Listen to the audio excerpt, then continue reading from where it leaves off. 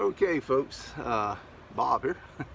Here's the deal. I got FURYIOUS jacked up and jack stands under it, and I'm going to start working on the swapping out the differential, the gears.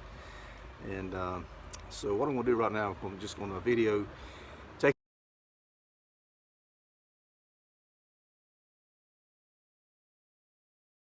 Okay folks, so I'm going to put the U-joint in.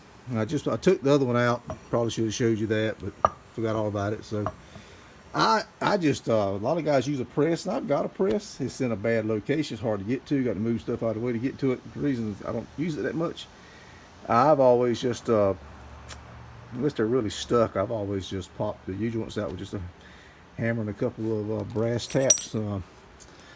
Works okay for me, so whatever. But like I said, if I got one that's really seized in there good, I press them out. But the long drive shaft for clearing out my tight shop, cluttered up shop, is just pains. It's easier to do it this way.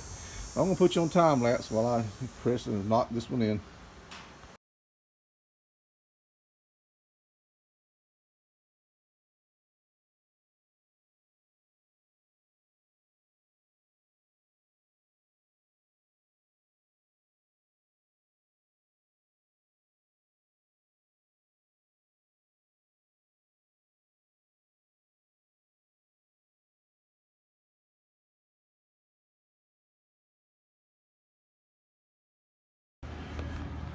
All right, folks, there it is.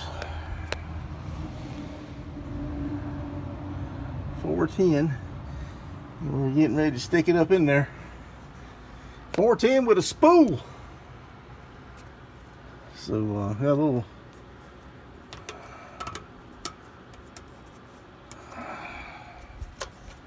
What in the world it will not.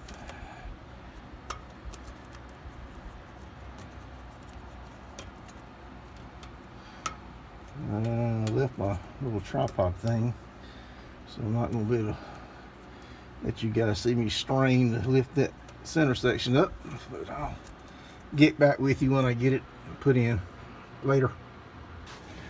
Alright, we're all back together. I got the snubber in. All the bolts are tight to torque down to 45.